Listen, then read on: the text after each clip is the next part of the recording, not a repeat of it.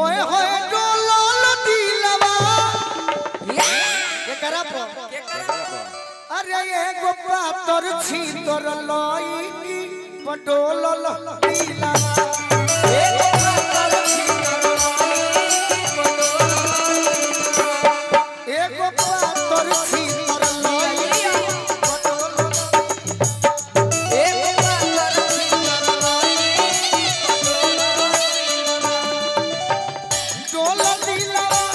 ओए होए डोलल दिलवा के करा पो रानी पा अरे एगो पातर छी तोर लई की पडोलल दिलवा एगो पातर छी तोर लई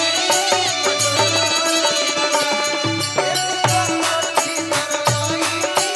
पडोलल दिलवा एगो पातर छी तोर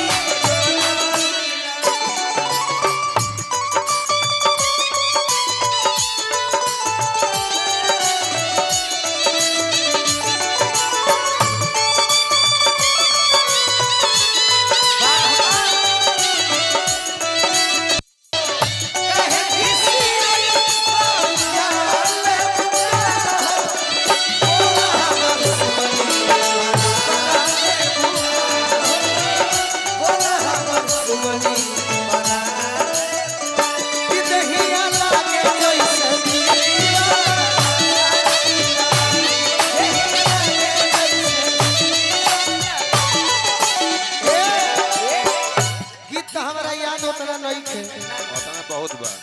लेकिन एक लाइन और जोड़ो गंगा जी के पानी जोश जवानी के हिलको अरे गंगा जी के पानी जोश जवानी के हिलको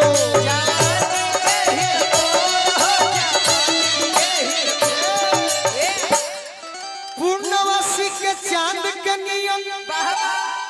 पूर्णवासी के चांद के नियम अरे पिया धप धप गो अरे दोनों जोड़ा रे जो बनवा जैसे बांधल तीला दोनों जोड़ा रे जो बनवा जैसे बांधल तीला दोनों जोड़ा रे जो बनवा जैसे बांधल तीला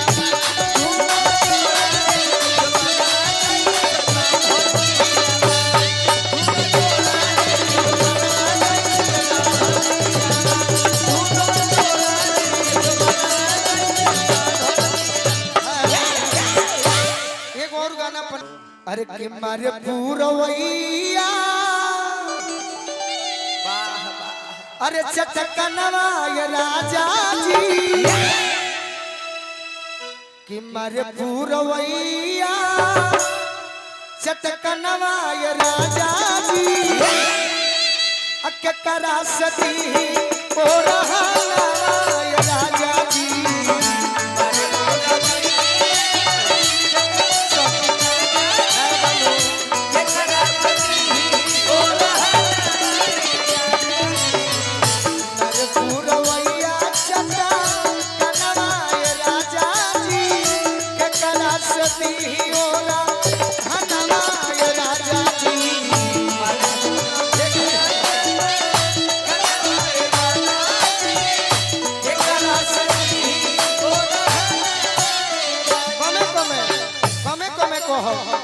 कहतिया रतिया सुहानी तुझे चहल जवानी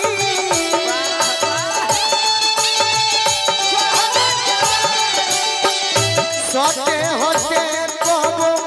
करे ना कानी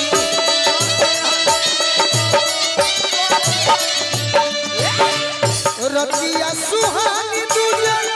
चहल जवानी सटे होते कबो करे ना कानी वाह वाह वाह वाह क्या बात है तूरील रगरी के रगड़ दा तूरील रगरी के और जनवा ये राजा जी के करा सती और रहा ये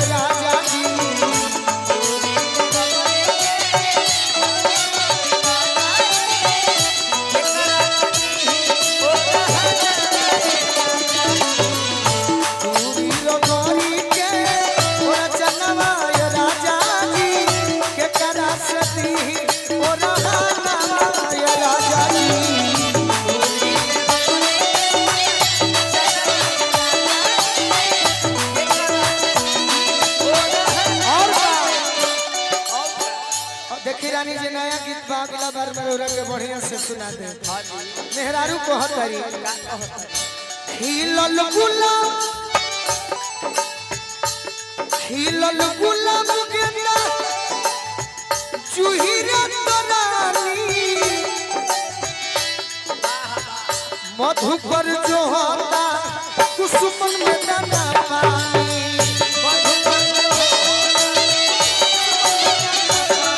मधुकर जो होता कुसुमन और जब बेटा तातबा और जब बेटा तातबा बदनवा राजा जी के करा सदी ओ रहा राजा जी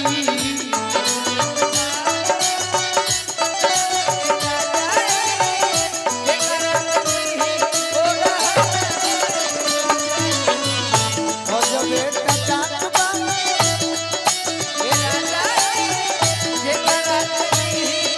अभी अभी मारो लाइन अजीत सिंह जी आशीर्वाद दिले बनी निहाल नया गीत हो तनी तू हिली हो तू कम कलाकार ना हो चंदन सुगंध लगे छोटे बाबा शब्द पर ध्यान दी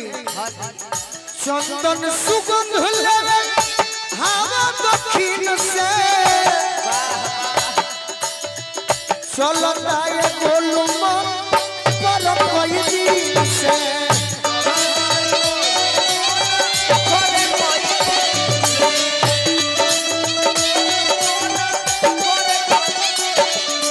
छेदता शिकारी के छेदता शिकारी के कनवाए राजा जी कि छेदता शिकारी के अरे हई गनवा राजा जी के करा से दी ओ राजा जी